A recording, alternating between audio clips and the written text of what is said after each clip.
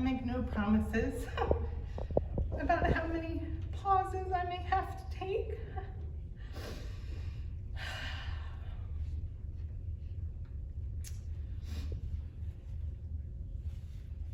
We're very grateful you took the time to come this evening and help us say goodbye to someone that we all think is practically perfect.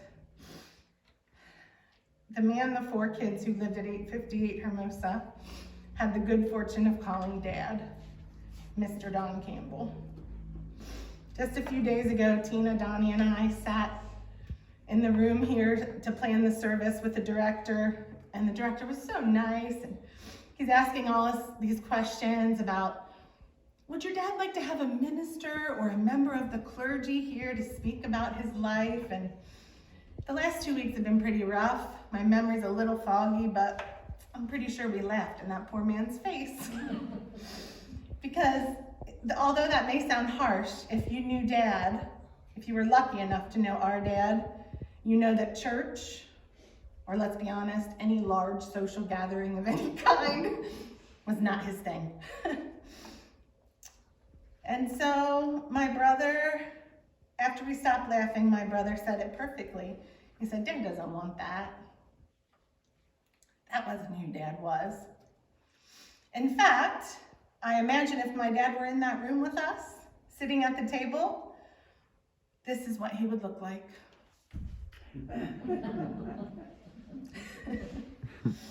I call it the posture. He took that posture whenever he was being coerced into something he didn't want to do, especially if it was something social. It drove my poor mom crazy. She would say, Donald, stop that. Stop frowning so much. So I'm certain if he were at that table planning with us, he'd assume the posture, grimace, and then hit us with one of his famous sayings. Please, don't put on airs. So Daddy, meet your minister. I don't intend to put on any airs, but I do intend to take the honor of speaking about your life very seriously. You deserve far more credit than you ever took. So Dad may not have been a joiner or a churchgoer, but I believe, all right, I know I'm biased, but I think you could search all the Cincinnati churches, and we have a lot, and you wouldn't find a more devoted husband, a sweeter father, or a more loving, playful grandfather. Don Campbell's life was a testament to 3 things: perseverance, light, and love. You see, Dad, he didn't have the easiest upbringing. He was born in 1937 in Hazard, Kentucky. He was the 3rd of 4 boys. His father, Johnny, was stern. His mother, Cleo, was sweet, and she made amazing cornbread with lard from scratch in a cast iron skillet. And it doesn't sound amazing, but it was amazing. And my dad liked to take his piece of cornbread and he would break it up into little pieces and plop it into a cold glass of milk. And then he'd sit at his mom's table with a spoon and eat it bite by bite. He didn't talk a lot about his childhood, but he said enough over the years. We understood it wasn't easy. Growing up, we heard a lot about what a country boy does. A country boy doesn't complain. Country boys eat what's put in front of them because he's lucky to have it. Country boys are really good at growing tomatoes. So whenever my dad started talking to me with this phrase, "Dear, I was born and raised in the country," I knew the message was, young lady, be grateful for what you have. You have far more than I ever did. Dad, tonight I want you to know I heard your message. I want you to know that everyone in this room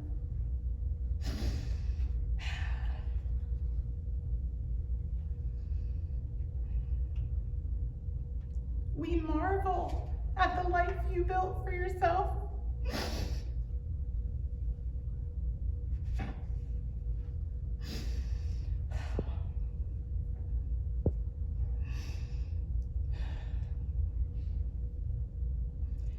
haphazard, once in a blue moon, Dad and his older brothers would get to go to the movies.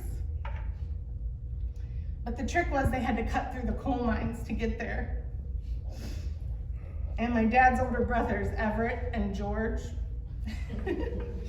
would think it was really funny to take off with the light and leave their little brother behind in the dark mine.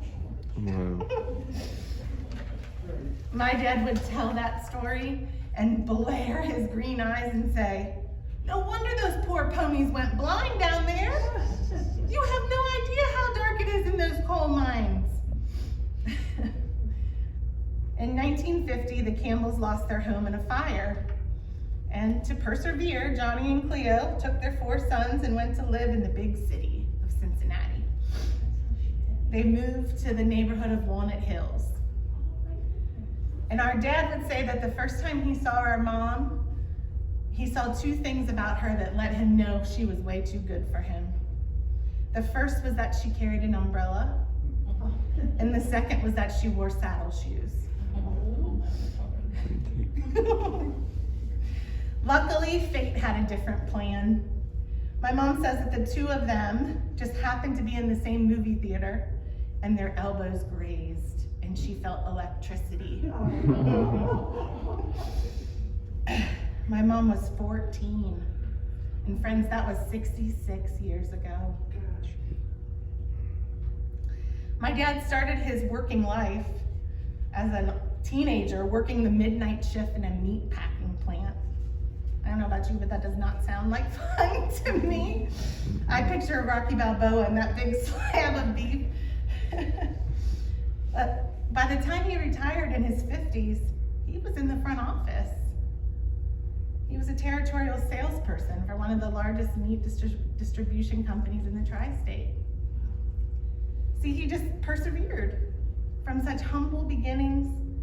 Man, do I love that the girl he thought was too good for him was his wife for 63 years. Our dad just worked hard. He just went to work every day. He rarely complained. All he asked for in exchange for his perseverance was a Saturday afternoon horse race, the Reds on the radio on the front porch, and a tomato patch in the backyard. And I have to tell you, there's no greater example of perseverance than his 12-year battle with Parkinson's.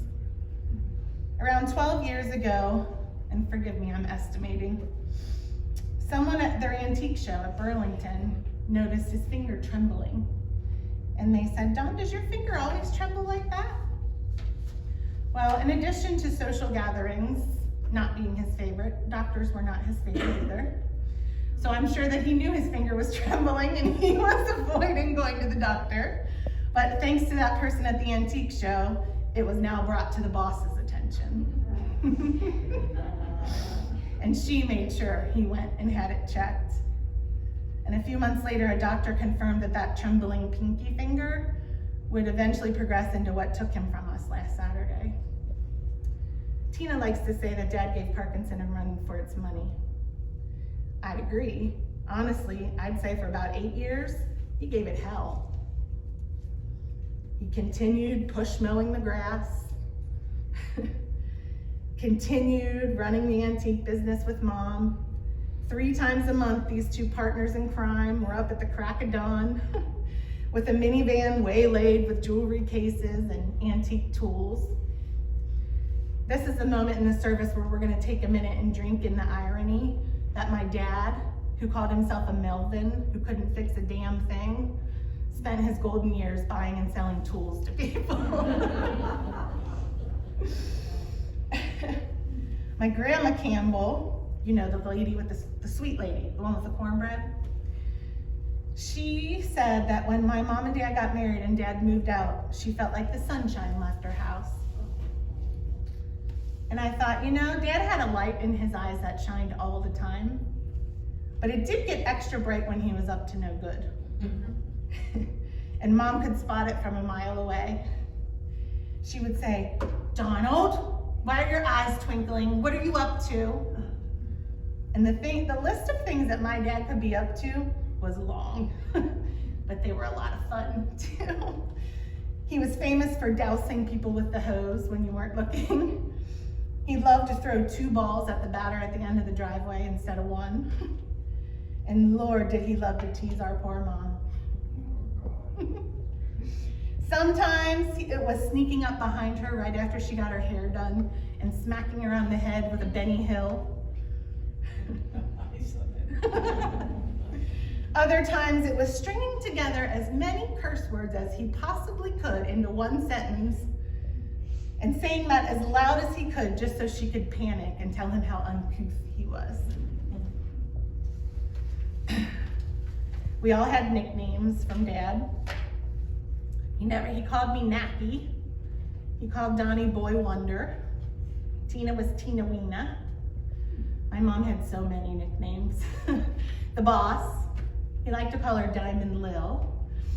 And when she would clean up his newspaper or his racing form before he was done with it, he would say, Nancy Neat strikes again.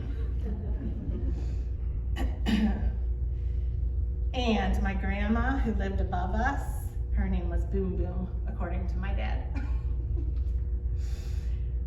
So even when my dad needed to correct us, he had this way of wrapping his lessons in humor. Other kids would hear their dads yell or be scary, and the Campbell kids heard, hello, wall, when we weren't listening. Or absolutely, positively, under no circumstances will I tolerate this. We were supposed to be afraid of that, but it didn't work. And when we were relentless, as kids often are, he would resort to singing 2 words. It's over. And he would sing it until we gave up and left the room. But the big gun in his arsenal was mark it on the wall. He reserved that one for when he wanted us to know he meant business. So the one time in my life when I beat him in ping pong, I went racing up the stairs to mark it on the wall that I actually won. Because that's what Dad did, right? He marked important things on the wall. When you were fortunate enough to be in my dad's presence, you just felt lighter. And it was more than his playful and fun nature. It was a feeling that as long as you had him, you were never alone. I can remember being a young mom, overwhelmed with little boys running around my house. And he would always hang up the phone by saying, you call us if you need us, dear. And the thing is, he meant it. He never let us down, ever. He sat in hospital waiting rooms at the birth of all of our children. He faithfully visited his brother Everett when he was sick and in a nursing home. What I wouldn't give to walk through life a little longer, lightened by the idea that my dad is just a phone call away. And you know, the way my dad left us is a beautiful example of the way he lived his life. He just led with love, always. Even when folks didn't deserve it, even when it wasn't easy, he chose love. And Donnie, Tina, and I are absolutely certain that he lengthened his time here on earth just to be with the people he loved a little longer last week. Tina and I